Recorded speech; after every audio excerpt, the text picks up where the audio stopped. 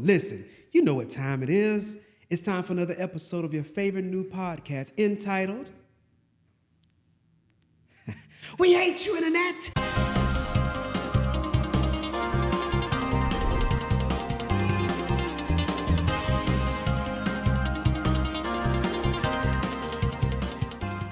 All right, gather around. We back in this thing one more again. We find ourselves in the place where they love to ask that question, the most impertinent question of the hour. What is your forte? It's Forte Studios here in Houston, Texas, and this is We Hate You, Internet. It's a podcast designed to bring awareness to some of the problematic effects of the internet on our lives, as well as celebrate the beautiful simplicity of our humanity. My name is Wilfred Hamilton. I'm your host. Sitting alongside me, you know what I'm saying? She obviously got somewhere to go after this because she all dressed up and everything. Thank you. She got her suede boots on. She corrected me earlier. I was like, go. She's like, no, go wear leather. This is suede. I said, oh, my bad. Gotta make sure, you know. Straight up. Her name is? Clara. I'm happy to be here, guys. It's gonna be a really awesome episode. I can't wait to hash it out, see what's in store. So really excited for what's to come. Straight up. You know what I mean? Clara is in the building. And listen, man, this one we got planned today is a very, very special one. We want to kind of start a series of episodes. We want to entitle Just Human, right? Simply as that. And the premise behind this series, we want to talk about various cultures, people, and things of that nature. Because ultimately, I was thinking one day, I was like, there's out of the 7 billion people on the earth, all of us are just a glimpse of the human experience, within certain conditions and factors. You know what I mean? All of us have a unique story, even if we have shared history, whatever the case may be. Like at the end of the day, everybody's story is unique. Yeah. Everybody's situation and the conditions of their life, different factors that happen in their lives, they affect the people that they are. You know what I mean? And all of us, if you're wise, no matter whether you're black, white, whatever you come from, whatever color your skin is, you can listen and learn from every individual you come in contact with. Yeah. If you understand that they're just a human being. And so, this is kind of what we rolling with. For today, we want to talk about the black image. And we have a very, very special guest on with us to help us have that conversation. This man here, he's well known, world renowned out of the NYC. He's a man that, when I first heard him speak and I heard a little bit about his story and where he's come from, I was very, very impressed. Not only with his presentation and his polish, but just the strength that he showed to be able to overcome some of the things that he discussed. Maybe we'll just talk about some of those things today. And I thought that he is a great example of what is possible, when a person overcomes the obstacles and the challenges in their lives and purpose themselves to be someone of substance. And so his name, as far as on social media, his handle is the Smart Guy, rightfully so, I might say. But simply, he is known as Smart. Smart is in the building. How you doing, my man? Oh man, I'm doing great, man. I'm excited and grateful to have this opportunity to have a conversation with you guys. Yeah, I feel great. I feel focused, and I feel prepared for 2024. And yeah. And there it is, you know what I'm saying? That's a show for today. No. Yo, man, so like, I really want to have this discussion. I thought that it's a very, very powerful one. Like I mentioned before, we have all kinds of, people, that watch our show.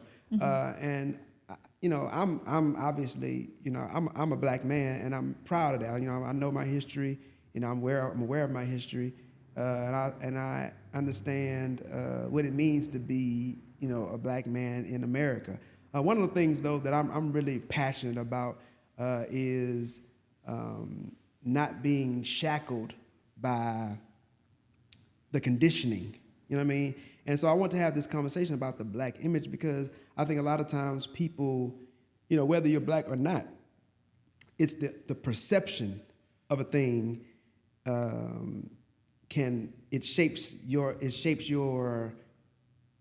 the way that you see a thing. And so that's not very articulate at all, but I think you get the point. Mm-hmm. I want to kind of talk about, you know what I mean? I just want to kind of jump into the conversation. Matter of fact, we'll start with the first question. I think that's probably the best thing to do. Mr. Smart, you know what I mean? What do you think, or how do you think the world sees us as black people? It's a two-part question, by the way.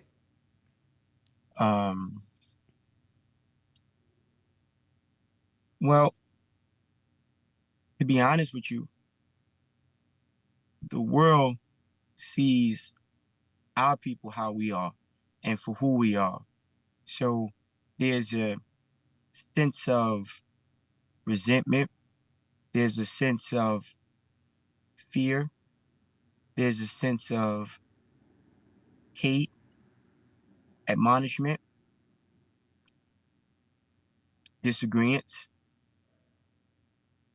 for who we are. And who are we, right? Like we are the original people, right? We are the inventors of math, medicine, psychology, aerodynamics, martial arts, medicine, anything that keeps the world spinning, we had something to do with it.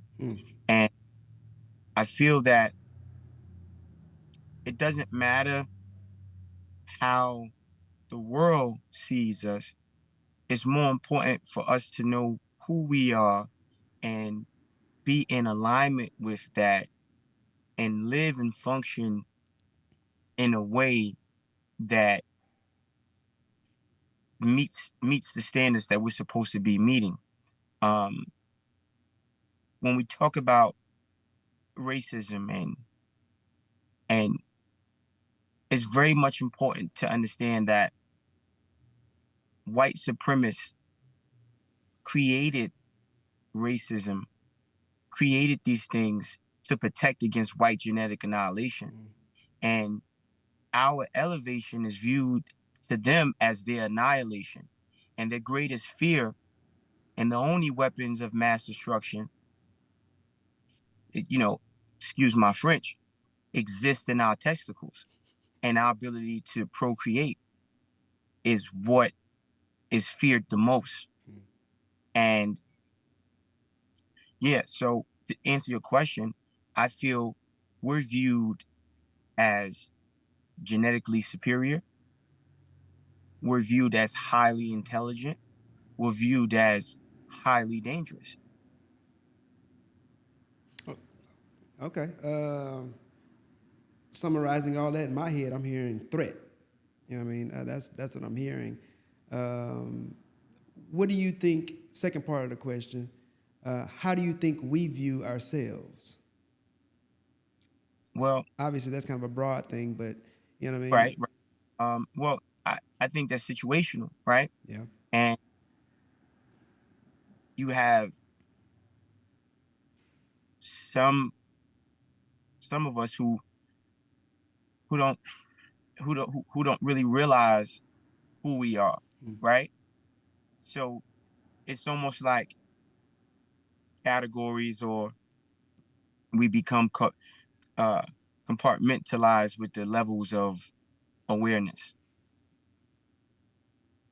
What I hope for is that we all can view ourselves as the original people, the inventors of everything. This is what I hope for us to be aware of. And this is why I'm working diligently and extremely hard on creating platforms, having conversations such as this, developing institutions to where we can have the true knowledge and have access to the true knowledge of ourselves. With it. I'm going to ask Clara. Clara is not a black person. For those that may be watching. I am not. No. So I am not.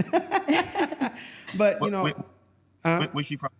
Where's she from? I'm Mexican American. My family is from Mexico. I was born in Chicago, but my mom is from Zacatecas, Mexico, and my dad is from Durango. So, so she is black. But go ahead, I'm listening. we'll get into some of that. So okay, so like, we always keep it real on our show. We run it straight. Like we have sometimes what people would consider difficult conversations. You know, I've known Clara for quite some time now. We cool. You know what I'm saying? We have all kind of conversations. I respect her viewpoint. You know, she's very intelligent, very articulate, very thoughtful. And so I want to ask the question as a non-black person, right? Because you know sometimes as black people we can get caught up in all the noise and sometimes it skews our viewpoint of things. This is just your opinion or just your perspective, your you know, space in the world. You know what I'm saying? How do you think people? How do you think black people are perceived? It ain't got to be good or bad. Just your perspective. So personally, I feel like what Smart is saying is valid to a very big extent, but I also feel like the perception, like for me personally, and from my family and a lot of the people that I'm around, is it's very, in a lot of ways, it's very admirable. Like when my brother and I have like discussions, he's a history buff. He loves learning about history. He's always said the more you learn about history, the more you learn to question. And one of the things that I can say that is most admirable is the sense of unity that exists there and the strength as well. Because being Mexican and coming from a family of immigrants, there's a sense of fear when it comes to speaking up and when it comes to like standing up for things that you know are wrong. And especially like as of, you know, a few years ago when with the whole kids in cages thing, and you don't see people who are all lives matter protesting those things. You see Black Lives Matter. You see people that, you know, they look like us and they're speaking up. And I think that it really does reflect the fire inside and the passion and the as well as love and the respect in that community. When it comes to things like, I know when we were discussing some of this a little bit, when it comes to things like stereotypes and stuff like that, I've always, I don't participate in those types of discussions for any sort of people when it comes to like Asian, Arab, whatever, because I think that my mom's always said this. When you train your brain to think that way, you become that way. So if, for example, you want to buy a Toyota Camry and that's in your mind, now you're going to notice Toyota Camrys everywhere you go. And that's the same thing when it comes to like your mindset.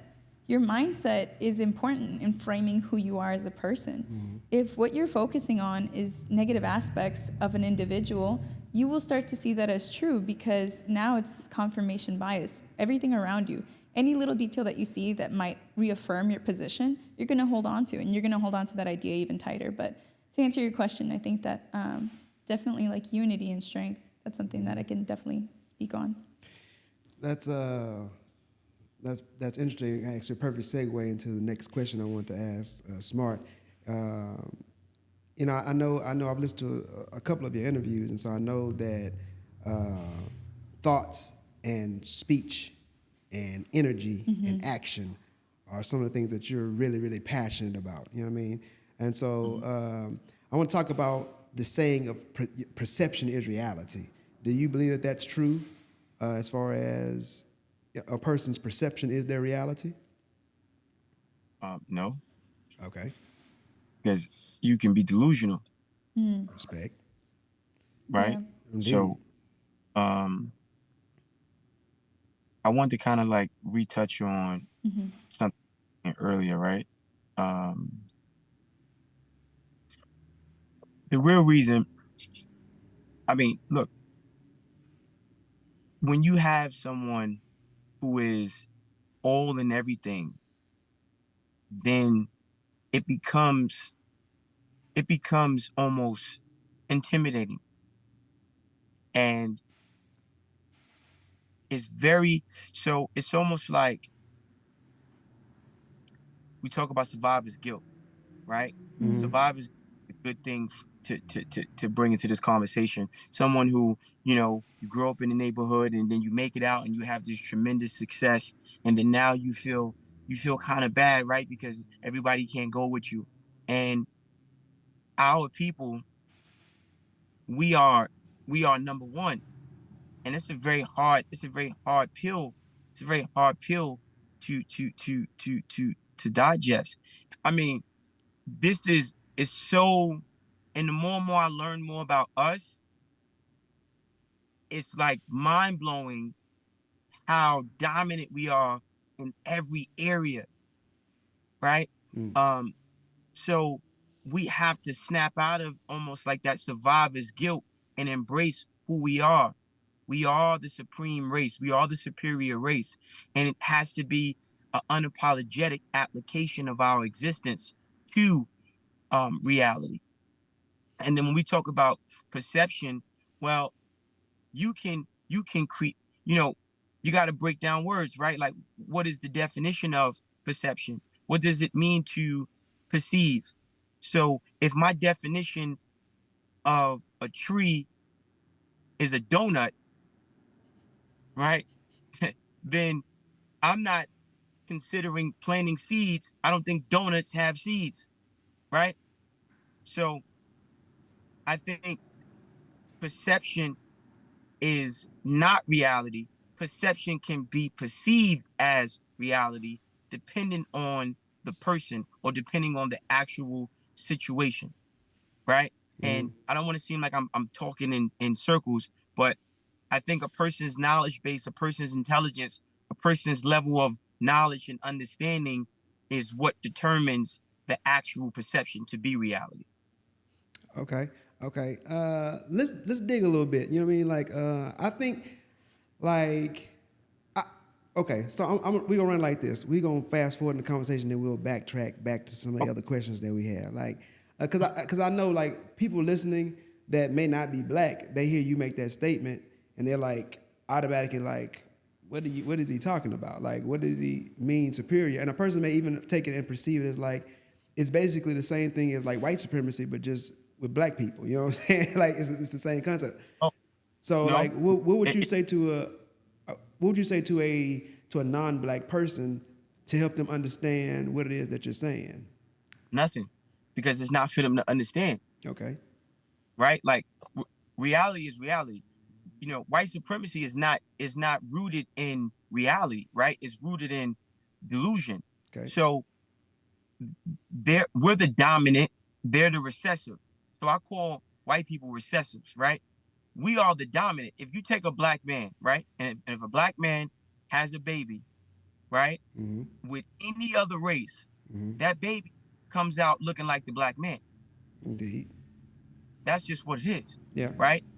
So there's no, and again, we talk about survivor's guilt. I'm not here to explain how I became successful to those who were unsuccessful. And I'm using survivor's guilt as a race analogy. I understand. I'm My following you. my success being the embracing of who I am as who I am and I am. See? Mm-hmm. So those who I am, and for those who are not, I'm not here to explain to you why I am and you're not. Okay. Okay. Okay. So And it. and Wait. and no matter how much history proves it, they will they will try to remix everything and tell lies. So they say the Greeks are fathers of philosophy, but who taught the Greeks? Mm-hmm. We did. So there's no way to explain and get people to accept the truth. I'm not here to do that. I'm here to speak to the I ams. I'm here to speak to our people and let our people know that it's our time. I'm not here worrying about. I'm not here trying to get the non-gods and the non-goddesses to understand. I don't feel sorry that I'm a god. I don't feel sorry that when I look in the mirror, I see all this melanin. I don't feel sorry that my brain has more neuromelanin, and that's the liquid version of melanin. I don't feel sorry that my brain is my brain. Mm-hmm. So I don't have God's guilt. I don't have survivor's guilt. I don't have melanin guilt. So I don't think we need to even try to explain to the people. Do your due diligence, and you'll find everything I say to be true. Anything you want to throw? I don't want to do all the talking. No, I was just, so I hear you and I hear what you're saying, but I guess I'm just like, so where do the other, because I know you said you're not really too worried about like non-black people in terms of the conversation. So just out of curiosity and genuine question, but then where do the other cultures go? Like in terms of, you know, Chinese, Japanese, again, Mexican, Arab, I mean, Middle Eastern, not Arab, but these other cultures. I know you said earlier that I'm Mexican, so I'm black. Does that make, for the sake of this conversation and connection to what you just said, but does that make me a goddess or does it not? Because when you look at me, I have white skin. I have straight hair. Though, you know, white people could look at me and say, you are not white, but when we have a conversation, like there are privileges that I have that you may not. And it's just, I guess, the reality of things. So where do we draw, where is the line in terms of that conversation, or how do we define these things? Well, you don't have privileges. I have every privilege that I want to have. Let's be clear on that. So, and let me undo the lie that is told to so-called pigmentation privilege. How you think creates how you feel. How you feel becomes an emotion. That emotion becomes a vibration. That vibration becomes a magnet that attracts things to you. I am. I don't subscribe to this invisible contract. There's no shackles on my subconscious mind anymore. I broke those. And to answer your question about your pigmentation, do you know that the black woman can give birth to any color pigmentation? The black woman is the supreme mother, is the original mother. So when you're saying who you are, I'm Mexicana, I'm from Mexico. Well, if that's where you're from, then you're black. It's not my job. I can tell you, but do your due diligence. And because you look this way, black women can give birth to albinos. Black women can give birth to women darker than you, lighter than you, straight hair, coarse hair, and that is the reality. So when you understand the black woman's supreme ability and limitless abilities for procreation and to create life and the diverse types of life the black woman can give life to, then you'll understand how you can come out looking like how you look and be a black woman if you are where you say you're from.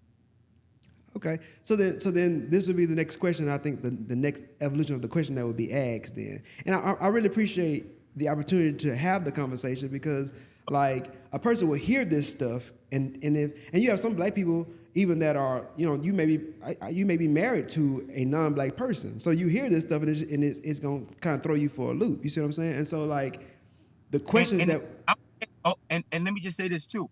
I'm against interracial dating.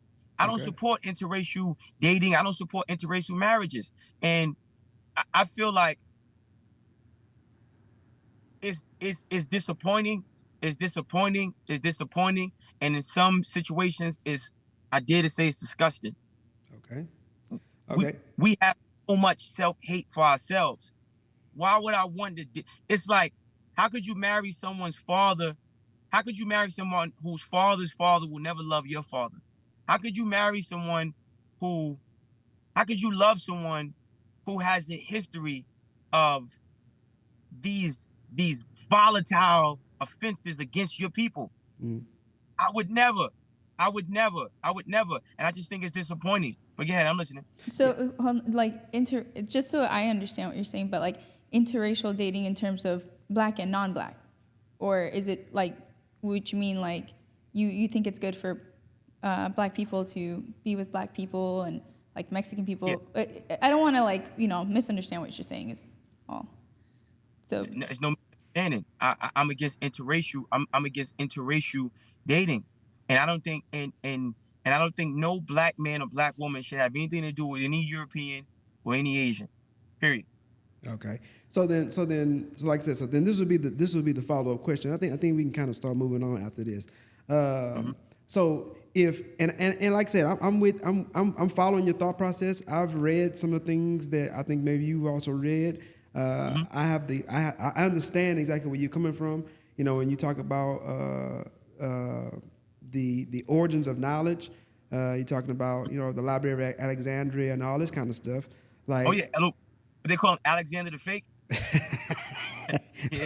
Goodness,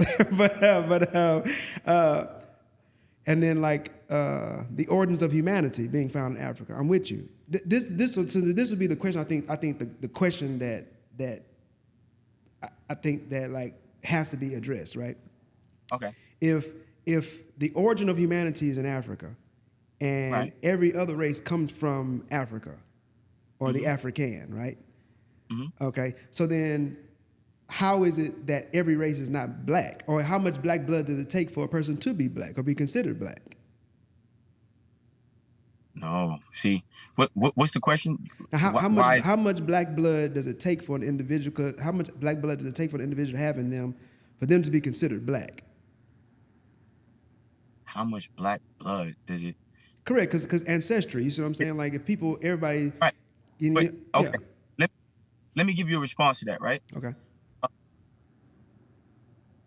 The origins of life. Now, and I want to answer this in a way I have to, you know, because you can sound it can sound crazy, right? Okay. You know what? Hey, for the sake of the conversation, just keep it real, because I don't want to shackle your thoughts. I want you to go ahead and just shoot it. You know, one thing about me is I'm gonna always keep it real. Okay, copy that. Okay, I'm just trying to simplify. So there's a level. So there's a level of understanding that is not limited to people who are studious, right? Uh-huh. We created all life. Okay. Okay. So things get watered down, and then there's a disconnect. We are all connected, right? However, some people don't embrace the connection. Okay. Right? Mm-hmm. So you answered, like you asked and answered the question in the same question sequence. If all life comes from here, then how could you consider yourself anything but here? Okay. Right? Okay. And yeah.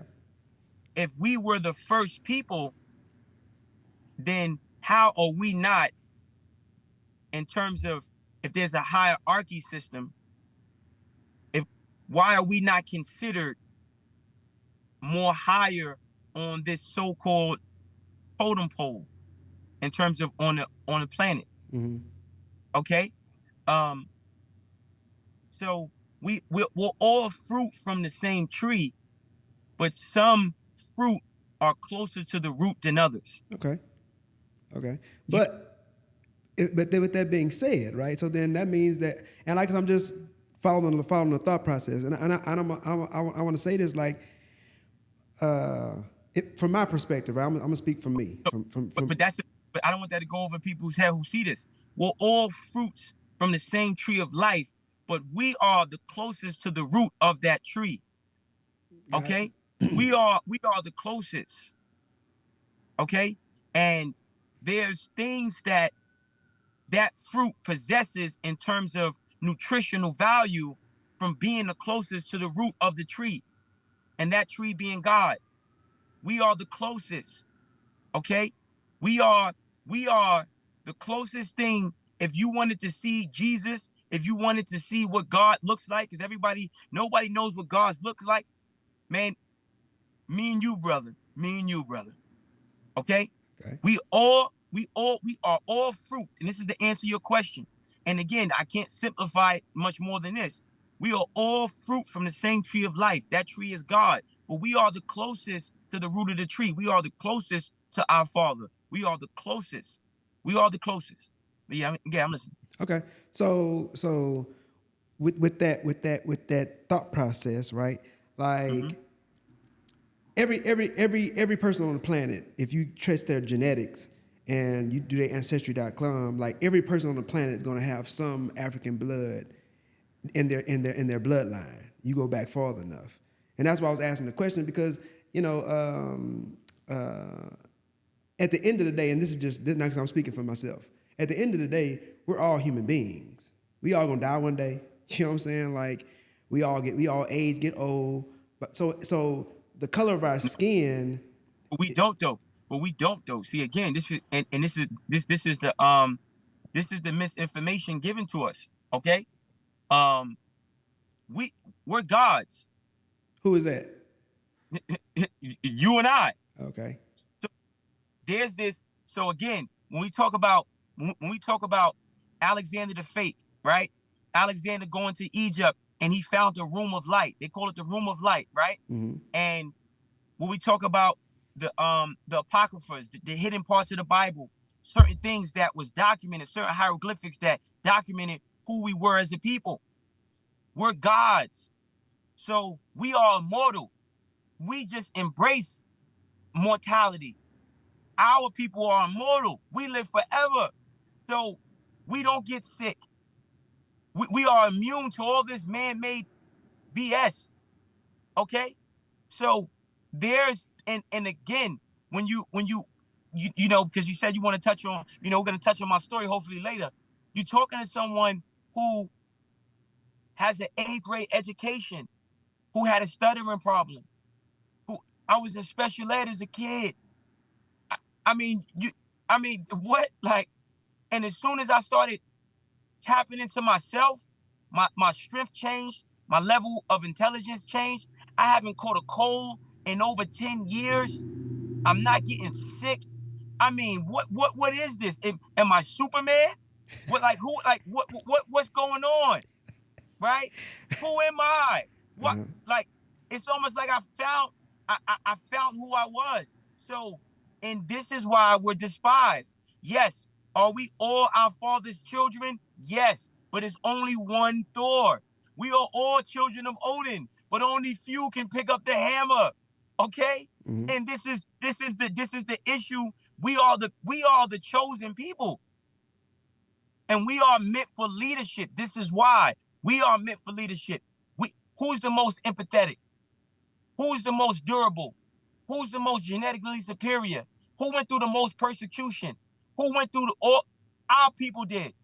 And heavy is the head that wears the crown. God put us through all this pain and trauma for us to be prepared for leadership. So when we take our rightful places, when we take our rightful positions on this planet will be the best planet ever because our people are in positions of power. Okay. So, okay, like I said, I appreciate the time. At the end of the day, this is what the thought process I would have. I was born. I was young. I nursed in my mama's breast. You know what I'm saying? I learned how to wipe my butt and stuff. I went through school, and now I'm 40 years old. I got gray hairs on my shoulder and a couple of them on my chest. I got a few in my hair, a couple of them in my beard. You know what I mean? I'm getting older. You know what I mean? Like my dad is older than me. His hair is all white. You know, my grandmother's dead now. You know what I'm saying? Like, and all these people are black. So black people do die. You know what I mean? I'm going back and I'm making all these statements because I think that. But look, hold on. If you're not taught how to utilize your power, now again, see, and I want to make sure we stick to the rest of the questions and we talk about my story because a lot of times when I talk like this, it goes off course and it becomes some type of a battle of opinions. Okay. Listen, let's talk about child psychology for a minute. A child's learning curve is the shortest from the ages of 0 to 7. Okay? Now, if you don't use certain parts of your brain from that window, it starts to purge itself. We don't even use more than 2% of our brain power. So if you don't use certain parts, those parts will die. If you don't use it, you will lose it. If you don't tap into your immortal ability, then you will die like common man. If you don't tap into your highest levels of intelligence, you will be regular. How many? So look, how many black is it common for our people to be masters of math, even though we invented math? Is it common for our people to say we know calculus, we know high advanced math, we know how to create formulas, we understand algorithms, we understand complex math? No. But why is that? So the reason why, like you said, oh, this person and my grandmother, they all died. They all died because they never activated the God in them. And that's the systematic racism. I feel like I'm following what you're saying, and kind of to touch on something that you mentioned a little earlier that I think is really interesting. A few years ago, I remember going into this spirit shop just out of curiosity. And in Catholicism, because again, I'm Mexican, and everyone who is from majority of them are Catholic. And one thing that we practice as Catholic, or I used to, I'm not Catholic anymore, but something that we practiced was Niño Bueno. So they would put gifts out for Niño Bueno, or Niño Dios, I'm sorry, which is, anyway, something that we would do. We'd put gifts out. When I spoke to this lady at the spirit shop, she told me that this is actually something that was inspired from in Africa. And then she started telling me about the gods like Elegua and all these other gods. And I don't want to say any wrong information, because El Niño Dios was actually inspired by this. And it really gauged my interest, and I started reading more. And I definitely see where you're coming from, that when there is a tree and there are people who are closer to the roots, and I can see that. But I guess where I'm afraid is something like this. I think sometimes people can get drunk off this idea. And the reason I say this is because I look at the people in what's currently happening right now in Palestine. We have a group of people, like in Israel, who fled because they were suffering persecution. They were suffering genocide. They were suffering. And then they come, and now they're in a position of power, and what are they doing with that power? And this is a question. This is not a statement. This is something I would like for people to think about. But what are they doing with that power? I think that above anything else, sometimes it's important to examine self first, which is something that I think is very powerful that you say, Smart, is pay attention to your thoughts. Because sometimes I think when we... In Palestine, because everybody wants to talk about them, I don't feel nothing for that situation. Let's talk about Emmett Till. Let's talk about... Let's talk about Emmett Till and all the Emmett Tills of the world. Let's talk about the Congo, Sudan, all these places. Yeah, no.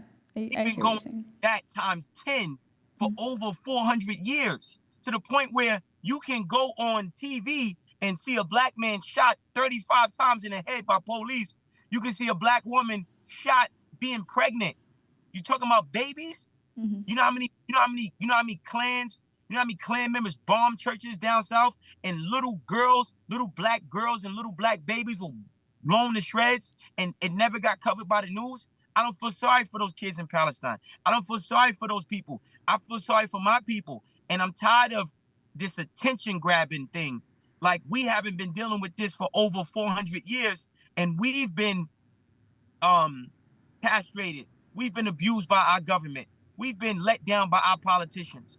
Okay? You know what's going on in Chicago right now? That'll make the Palestine situation look like Sesame Street. You know what's going on in Chicago? You know what's been going on in Chicago right now for the last 10 years? Oh my God. Like, no. I'm not, and again, this is my message. I don't care about nobody but my people. I don't care about Palestine. I don't care about Israel. I'm focusing on my people here, and I'm focusing on Africa. I don't I don't care, right? And you know, when I begin to see more success in my life, when I stopped looking out the window and I started looking in the mirror. I'm not here to make you comfortable with my blackness. I'm not here to make you comfortable with who I am. I'm not asking no white man to free me. I don't care what battles some white man is funding. I don't care about these so-called Jews. I don't care about those babies, because those are not my babies. I care about my babies. I care about the little black girls right now disappearing in the neighborhoods. Every day there's 5 to 10 black children disappearing, and no one's talking about this. More black. Look, if you do the science, right, you do the math on how many kids was killed in this so-called Palestine shit, and how many kids was killed in this Palestine stuff, and you Google how many black kids in the last 5 years have been turning up missing, it would seem unrealistic. You know, 200,000. Do you know within the last look? Do you know within the last 5 years, 200,000 black children have turned up missing? Poof, gone. No one's talking about it. Don't tell me about some bomb that went off in a place I never been.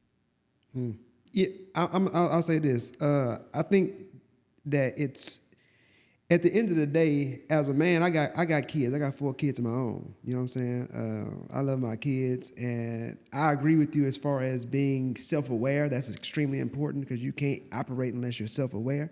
I think that at the end of the day, everybody in the world is connected. It's all ripples. You know what I'm saying? Eventually, the problems over there will find that it will ripple its way into other areas. It'll find its way into Africa. And then at the bottom line, like if my kids got blown up, and how I feel about that, I know I still feel for anybody else's kids that get blown up. Now that may not be my problem. I may not be able to do nothing about that, or I may not have the resource, or even like the capacity to even deal with any of their other issues. Cause I got to deal with the issues I'm dealing with. But I do think that there should be a certain level of empathy to understand the issue of another human being, though. Well, I would like to add something, and I understand where you're coming from, and I also understand where you're coming from. I think at the end of the day, we are very, very connected to everyone. And there are so many factors that play into our experience as humans. I think it's valid for you to feel upset with the fact that, there may not be as much coverage in terms of, like, how much we should be talking about the Emmett Tills of the world. And those whose names are never, the Jane Does and the John Does who are never found.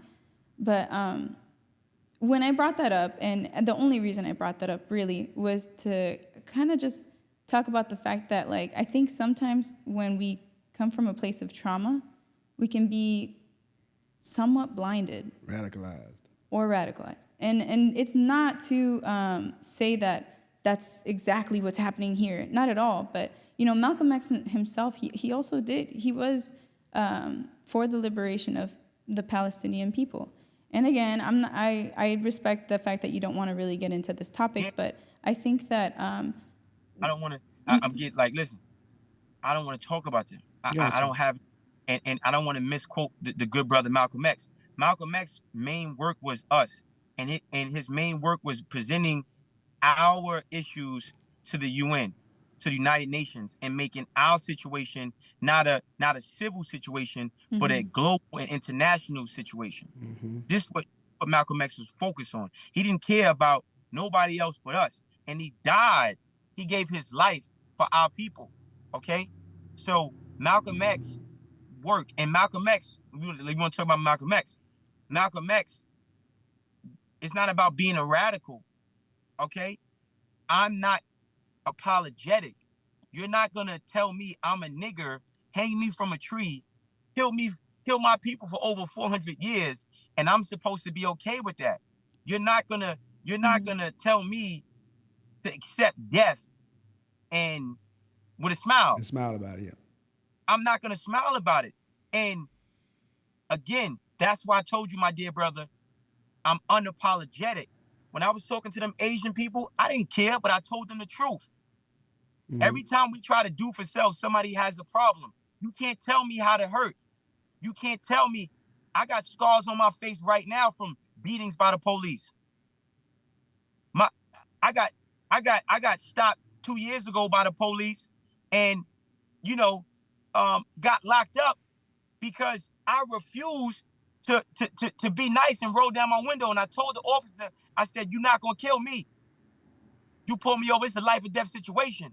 I am I I'm disgusted with how our people have been treated, and I'm doing something about it. And it doesn't make me a radical. It makes me a man. It makes me a man, and I have balls, and I'm gonna speak up, and I'm gonna speak out, and I'm gonna speak against the atrocities that's being put on our people. They're poisoning the water in our communities. They're raising the rent. They're gentrifying our neighborhoods. Are you kidding me? We're the only culture, because you talked about music, and I hope you was gonna talk about media, right? Where they're using media to push a self-hate, self-destructive agenda on our people, and we're going for it. Agreed. Are you kidding me? So don't mention Palestine. Don't mention no so-called Jewish people. Don't mention Israel. Don't mention none of that. Mention Harlem. Mention the Bronx. Mention Alabama. Mention what we are going through. We keep talking about other people. More black people have died in America than people are dying in Palestine. And we're sending them support. We shouldn't send them a penny. Let them deal with it. You can't, we don't get no dollars for institutions in black ghettos, but we're spending billions of dollars to help people for what? What are you talking about? No. We're gonna move forward in the conversation. I want to talk about the power of music. I know you're a rapper. I like to say, and I've heard your bars. They're pretty daggone good, I must say. What do you think about? What are your thoughts on that? Just the power of music. Because now we're gonna start heading into that. You already segued it as far as having that conversation. The power of music and its effect on black culture. So check it out. You have a company called Belor. So Belor owns Vivendi. Vivendi owns Viacom. Viacom owns BET and Universal Music Group, and et cetera, right? Mm-hmm.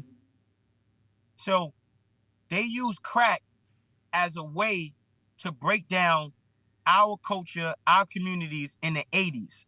Mm-hmm.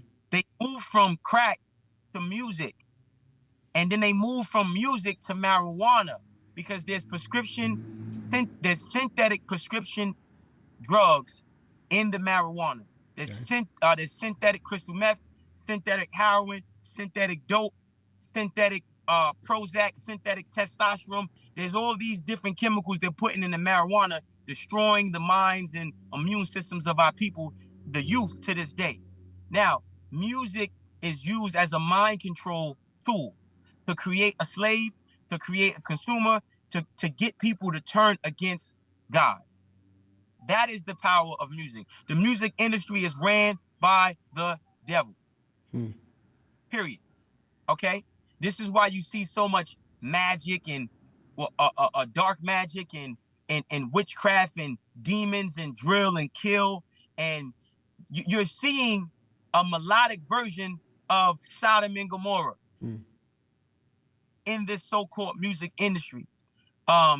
I don't make music like that. I don't support the music industry. I make high vibrational music, and I'm working on creating my own music industry and creating more opportunities for our people to make music of light and not music of dark.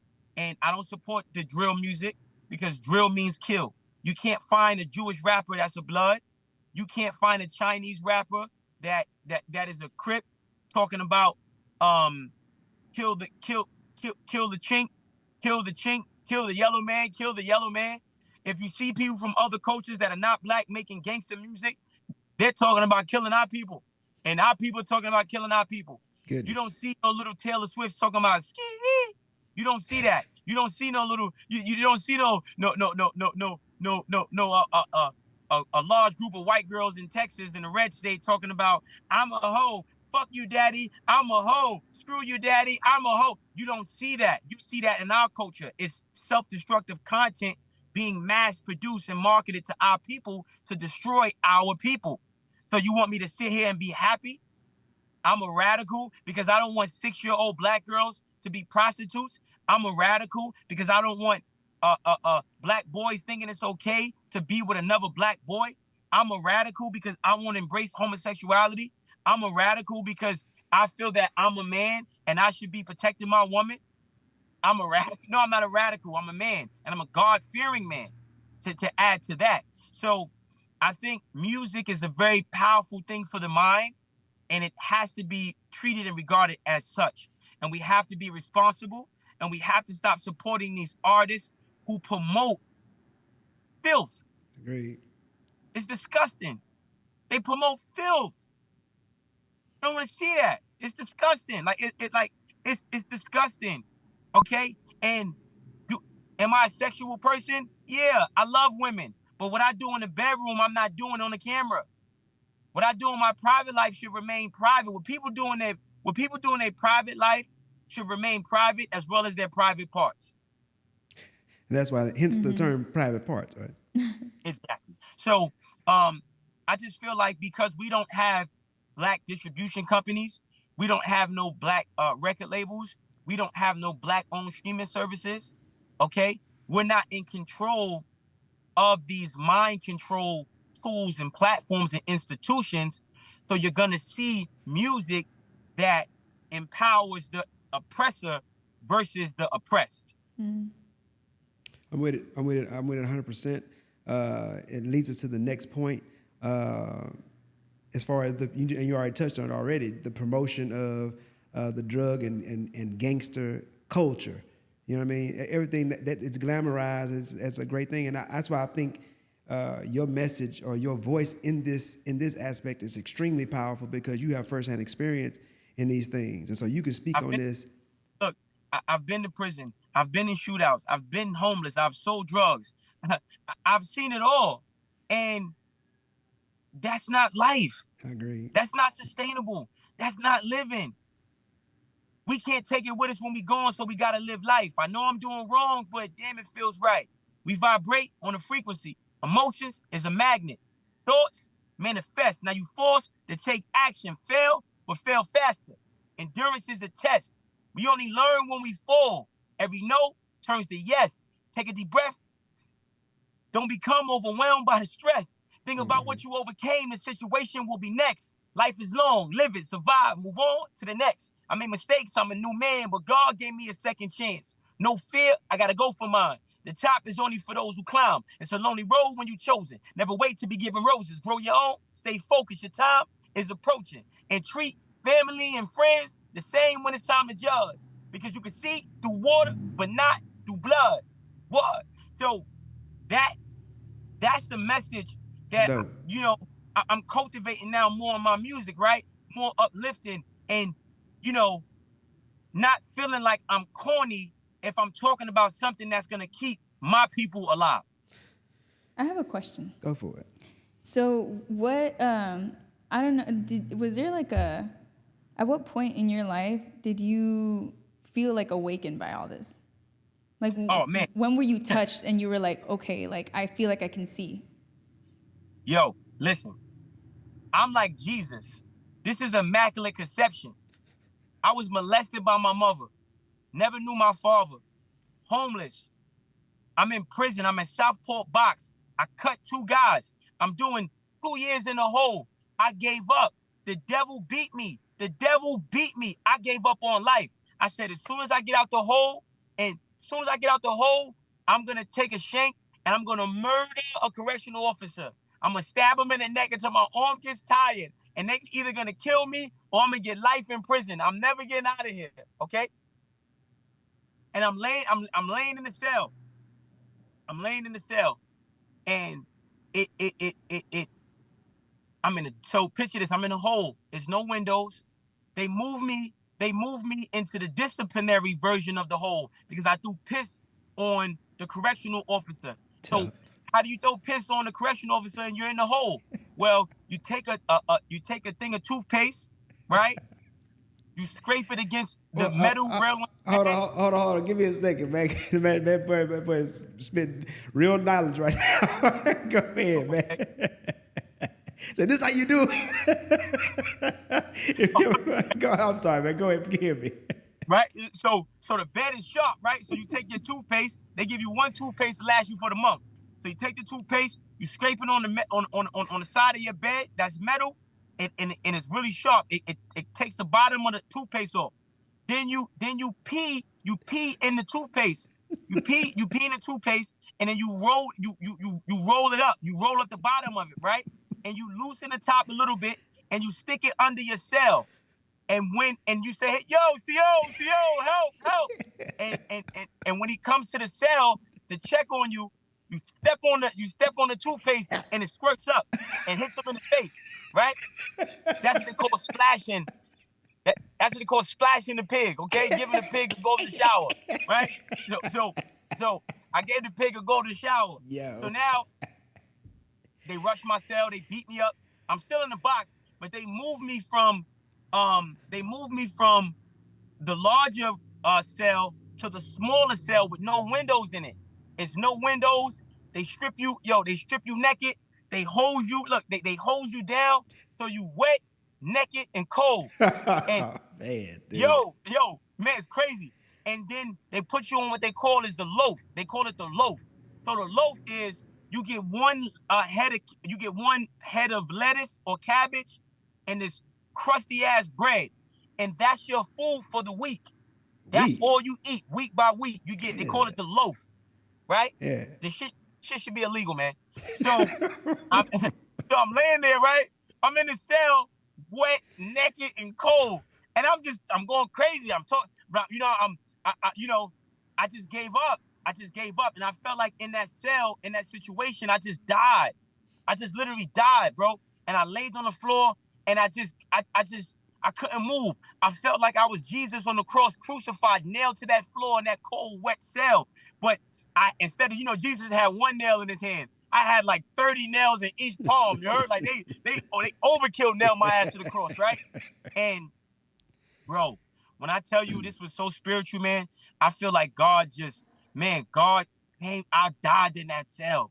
I literally, I died in that cell. And God came to me, man, and he resurrected me. And all my pain, all my trauma, everything I went through as a kid, all the things with my mother locking me in closets to go out and get high, leaving me with these strange ass people, me being in the shelter, having to steal food from supermarkets, my mother never loving me, never knowing my father. Last time I seen my father, I was 11 years old in juvenile detention, and my father came to visit me. My father came to visit me one time, and he said, yo, son, what you want to do? I said, Dad, I want to live with you. I'm 11 years old. I said, Dad, I want to live with you. He said, when you get out, you're going to come with me, son. He said, what you want to do? I want to go to the NBA, Dad. I want to play basketball. I was really good. And that was the last time I seen my father, at 11 years old, right? So I'm going through, God showed me my whole life, my whole journey. And then God showed me where I was going to be. Even though I wasn't there yet, he showed me what I was going to be. He showed me. He showed me, man. Oh, man, he showed me, man. He showed me. Sorry, I almost cried. I got a little emotion there for a second, man. Okay. It's That's real, quite man. the journey. God, he showed me, man. And he showed me all my pain was for a reason. Because up until that point, I didn't know. That's human. I didn't realize because why me? Why I got to go through this? Why my mother didn't love me? Why my father didn't love me? Why I'm going through this? Why I'm in jail? Why? Nothing made sense. But God made it all make sense. He made it all make sense in that cell, in that moment, in that sequence. And I just felt so fucking strong. And listen, man, God picked me up. I didn't stand up. I'm talking about, I floated up like it was like God picked me up and I felt whole. I felt complete. I felt revitalized. I felt rejuvenated. I felt like everything I didn't have, I had, and then it was amplified. And then I felt purposeful. And then I did the rest of my time in the box. And I got out. And when I got out of the box and I went back to regular population in prison, I hit the library hard. I stopped watching TV. I started working out 3, 4, sometimes 5 times a day. And I kept building and developing myself and getting myself ready for the work I'm doing now. Wow, that's amazing. I feel like I'm just in awe, really. It's a powerful thing, you know what I'm saying? Seeing what you're capable of when you reach your limits. I think that's one of the things, and that'll kind of lead us into one of our next questions, actually. The potential of people, you know what I'm saying? Like what people can actually do versus what they think that they can do. I know, like I said, once again, you're a really big proponent on thoughts and actions. I was going to talk about social media's effect on black masculinity and female femininity. You kind of touched on it already, but that's kind of in our wheelhouse of things we talk about. You know what I mean? Just about how technology and social media, the internet, the issues that it causes in our lives. I think one of the most important, one of the biggest things is it warps our sense of reality. You know what I'm saying? So what are your thoughts on that? Black masculinity, black femininity. Well, for sure. Okay, so homosexuality is weaponized to protect against white genetic annihilation. The emasculation and the feminization of black men is a tool used to protect against white genetic annihilation, as well as the over-sexualization of black women. So when we look at, this is why it's very important for us to understand the Willie Lynch letters and how they utilized us in slavery and the strategies they use to attack who we are, right? So this is why if you only listen to hip hop and you base your life upon hip hop, where it's gonna lead you? It's gonna lead you dead, gay, and in jail. So all three or? Maybe all three or and/or, right? Dead, gay, dead, gay, or in jail, and definitely broke, right? So so look, you're going to jail, you're getting killed, you're dating a man, and you're every broke. black woman is a hoe. That's what they Goodness. want you to think. So you ain't marrying nobody. You're not making no babies. You're not creating no family. You're not building a community. You're going where? Nowhere. That is the that is the plan of the white man for our people. Go ahead. Finish your thought. And if you're a black woman, look, don't worry about it. I pay for the plan B. You ain't this, you ain't that. I don't gotta listen to you. I don't need you. I don't need you. So so what does that leave the black woman? Single, no kids, no money, working a job, and guess who she's working for? The white man. And when he wants to ride her and have sex with her because she's a whore, she's available for that too. That's the plan of the white man for our people. Just the female version. Powerful statements. When you talk about, I guess I would add to that, right? Like the image, like I said, we're talking about the image. The image of black masculinity it goes right back to being tough. I'll fight. I'll kill a nigga. Oh, well, I guess we keep it real. Like and like I got money. You know what I mean? I got material things. Like, and that's it. As far as responsibility, accountability, the things that actually lend to a person being an actual man or actual masculinity, these things are made fun of. You know what I'm saying? And then on the other side of the fence, I think that femininity, and this is something that me and Clara have talked about before, and I think it's just femininity, period. I mean, we're talking about black as far as this discussion, but the power of femininity, period. You know what I'm saying? Yes, very powerful, very powerful. Indeed, and I think that like there is the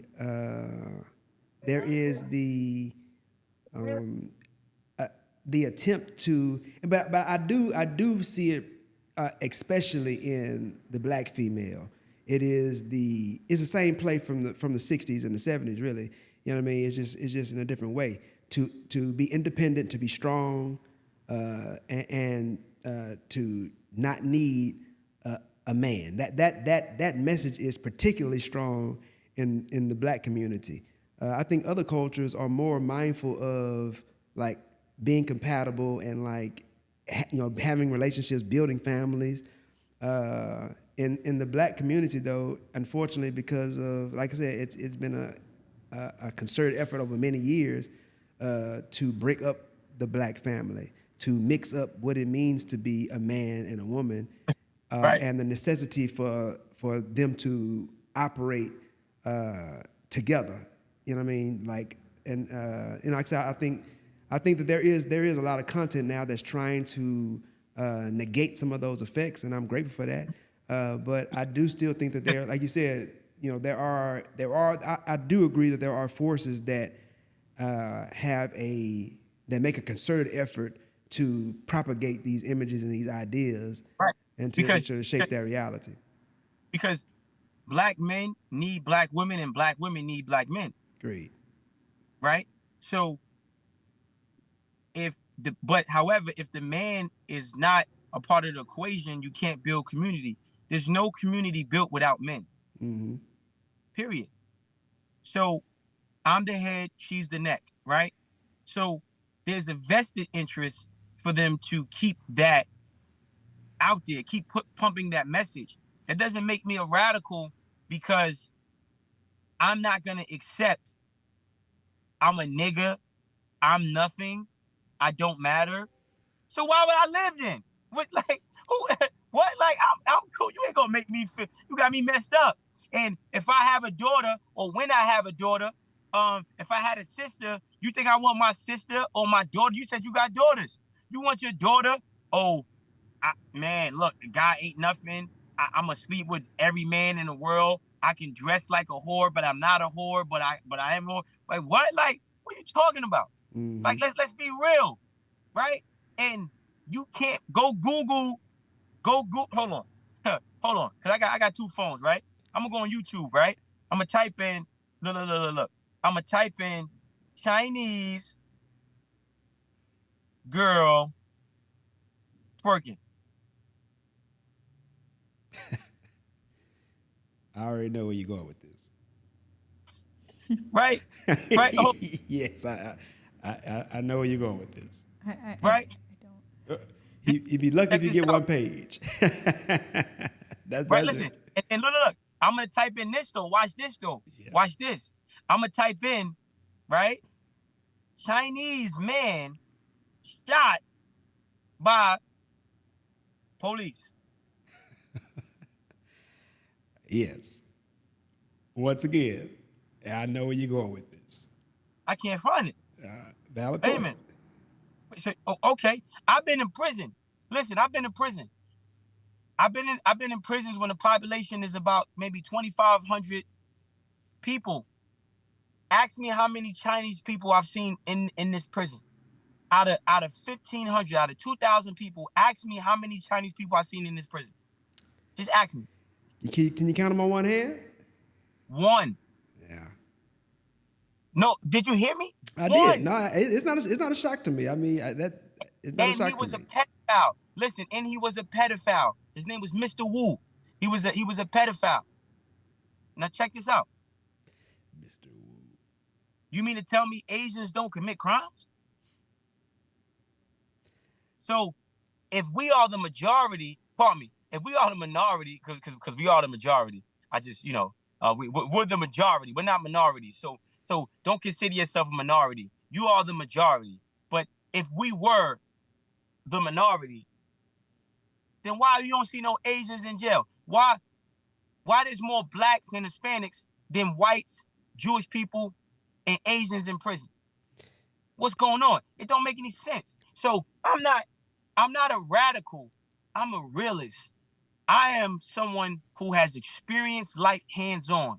I'm someone who, before podcast was a cool thing, the things that people talk about in these type of podcasts, that was my life. That was my childhood. I've Yeah. been on parole. I've been on probation. I have a DIN number. I had a DIN number. Okay. I've sold drugs. I watched my mother do drugs. I've been homeless. I had to fight to survive. I have crawled and scratched and clawed and cried and screamed and worked extremely hard to put myself not only in this physical position, but in this mental position. Mm-hmm.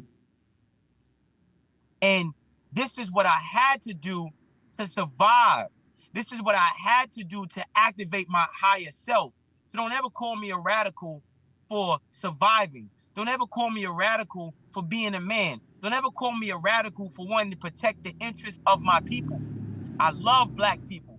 I love black women. I will die for black women. I will die. I will die. I will leave this earth. I will leave this earth for my people. Right? I will leave this earth. But guess what? I can't die because I am invincible. I am a God. I am indestructible. So I will not be a martyr. I will be a living, breathing, accessible inspiration and representation of what black elevation looks like. Looks like. We come up on our time. I want to ask you one final question. And then this is the question we ask all of our guests. It's kind of a general thing, but the question is, what's one thing that we as human beings have lost since the full integration of the internet? See, I'm big on, I'm big on speaking things into existence. So I don't think we lost anything. I think we're gaining everything. And I think the power of the internet was God's karma for our oppressors. Because what did the internet do? The internet made it harder to censor the truth. What did the internet do? The internet made it easier for us to connect and see Africa. I can Google right now. I can Google on YouTube, right? I can say, okay, Ghana, right? My father's in Ghana right now, matter of fact. Right? And I could Google Ghana like I'm doing right now, and I can see Ghana. I can see the trees. I can see what Africa looks like, right? So I think that the power of the internet was something that God gave to assist our people in waking up, because now you can't hide it. Now you can't. I'm a click away from the truth. I'm a click away from Egypt. I'm a click away from the pyramids. I'm one click away from connecting. So I think that we've gained everything. Now we just need more mouthpieces, just as myself, to reinforce the opportunities that the internet provides. Okay. So what do you follow up on that, and we're gonna wrap this thing up for real. What do you think about the misinformation in the internet? Because there is quite a bit of that too. How do you keep yourself? You talked about earlier about having quality knowledge in order to build your perception and your understanding. So then, what do you think about the quality, the amount of misinformation that's available on the internet? Well, you have to pray for God to improve your vetting capabilities.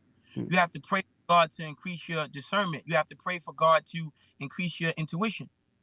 Okay? So, and this is why I'm so unapologetic when I speak about certain things, because I'm giving the right information, not the misinformation. I'm giving the actual information, right? So, and how we're going to limit the power of misinformation is creating more institutions, platforms, and having more conversations like this. We can't just settle for creating some type of Zoom. We need to create this same technology and own this company that we're utilizing the tools of. Larry Page and Sergey Brin. Do you know those people? They own Google. They own YouTube. So whatever Larry Page and Sergey did, we need a chocolate Larry Page, and we need a chocolate Sergey Brin. We talk about Steve Jobs, right? We talk about Mark Zuckerberg. None of these people were intelligent. An African actually created .com. It was a company acquired by Facebook called Network Solutions. This is why you even have the .com. We created that. We talk about Cotan. I mean, everything comes from us, right? So we have to develop a new mindset in the minds of our people for ownership. What does ownership look like? You guys have a beautiful show, a beautiful setup. Now, how do we have our own service, have our own satellite? How do we purchase our own radio towers? A radio tower goes from 75,000 to 300,000 on the high end. So why wouldn't I purchase my own radio tower and be on radio? A satellite is between $10 and $12 million. How big was LeBron James' last check? So you mean to tell me we can't reach out to a couple of athletes and get the financing for a satellite to put our own out in the sky so we can have our own Facebook, our own Google, our own, whole internet situation? We can and we will. And that's what the future looks like. Power for us. So the power is in the hands of our people. It's not power to the people, it's power to our people. You see, right? How you think creates how you feel. How you feel becomes an emotion. That emotion becomes a vibration. That vibration becomes a magnet that attracts things to you, right? I am. And everything that you add to I am becomes added to you. So I am rich. I am invincible. I am indestructible. I am in possession and ownership of all of my wants and desires. I am immune. I am protected, blessed, and loved. Power is to my people, not power to the people, power to my people. So we have to recalibrate these slogans that our civil rights leaders spoke in the past because they didn't know the full extent of what they were unlocking in other people. Not power to the people. I'm not empowering no Chinese people. I'm not empowering no yellow people, right? Power is to my people. Power to my people. Okay? So when we start speaking these things into existence, and we're speaking and we're speaking and we're speaking and we're speaking, I rebuke black male emasculation. I rebuke homosexuality. I rebuke lesbianism. I rebuke this so-called feminist movement. I rebuke that. Black women are going to be with black men and black men are going to be with black women. And I'm going to be alive to see it because I'm living forever. And I'm going to be one of the founding fathers. Yeah, you can laugh now. Just remember I said it here. I'm going to be one of the founding fathers of our personal utopia. So you know how they got George Washington and Thomas Jefferson and all them so-called suckers on Mount Rushmore? You're going to see statues of me one day like, yeah, smart. He said it and he built it. So I'm coming. I'm coming. The next Marcus Garvey. I'll take that. No, that's just speaking about the next me inspired by Marcus Garvey. Okay, respect that. Because Marcus Garvey's mission was incomplete. So I cannot be the next Marcus Garvey. I will be inspired by Marcus Garvey. I am the first me. I am the first me. I am me. I am smart. I am who I am. However, I am inspired by Marcus Garvey. I'm inspired by that brother's ability to create import-export opportunities and to purchase ships. Okay? So yes, absolutely, the Honorable Marcus Messiah Garvey. Oh my goodness, yes, I will be the one to complete his mission. I am the first smart, but I am inspired by the dear brother Marcus Garvey. How did Marcus Garvey pass away again? They say natural. I mean, I don't know, but they say natural causes. You know, Marcus Garvey was deported, but he did a lot, right? Yeah, I remember. Let's be clear on Marcus Garvey, though. Marcus Garvey bought and purchased ships. I remember. Right? Yeah. So, he understood the power of import-export. He understood the power of America. He understood the purpose of America. America is a hotel, not a home. America is a place of business. So why is this man creating ships? Because everything comes from Africa. You know how white men build wealth in America? They take stuff from China, take stuff from Africa, and reselling it in America. So everybody's doing this now, right? They're going on Timzu and DHL Gate and Alibaba, right? And they're doing drop shipping and Amazon, FBA, right? White people have been doing that for years and amassing tremendous wealth. And they're only allowing Americans to do that now because they want to blind us with minimal financial opportunity to keep us away from maximum financial opportunity. Okay? So America is no longer the top place of business. America is no longer the top place of business. Africa is, and Africa is waking up. Shout out to the government structure in Ghana because they're independent and they're giving way more opportunities to our people over there than over here. So don't get confused with Palestine and all this BS they're trying to distract us with. We have to focus on Africa, changing our status, rebuking the contract that America made our people sign, right? Because you're not a free man until you change that, right? Till you get dual citizenship. And we have to start like changing our names and not taking the names of our oppressors anymore and making it popular to have African names and understand our culture. Okay? So I'm on a mission. And I'm so happy because God chose me and he chose the right man for the job. All right, we're going to wrap this thing up. You got any, I know you have your No Labels tour. We're going to let you speak on that real quick. Check my website out. No Labels Tour, NoLabelsTour.com. My number is 917-907-3687. That's 917-907-3687. For you people out there who have autism, that's 917-907-3687. That is my number. So give me a call. Holla at your boy. My email is globalchrispy.com. I'm not really too big on emails. Okay, so don't send me an email. Give me a call. I'm old school. I want it ring me. My next show is December 27th. It's gonna be sold out. We're gonna be at SOBs. It's gonna be about we got 2 shows actually. We got one at SOBs and one in Manhattan. It's a theater in Times Square. Biggest show end of the year. 1,500 people going to be in attendance. If you can't attend my show physical, if you can't come to New York, I suggest you purchase the live pay-per-view. You won't be disappointed. We're going to be preparing for 2024. We're going to be focused on community revitalization, changing the mindset, increasing the wealth, building the credit, and changing and eradicating bad habits. Copy that. That's going to be the show for today. We appreciate you, Smart, for coming in. Very interesting conversation for sure. I think it's something that people can take away from. Anybody can grab something out of it. Stuff, because I know. So my manager told me I had to do this interview with you guys, but I didn't get the chance to see any of you guys' work. Where can I go? On YouTube, we on YouTube. We Hate You Internet podcast. We on Instagram. We Hate You Internet. So like I said, just look up We Hate You Internet and you'll find us. You'll see our faces on there.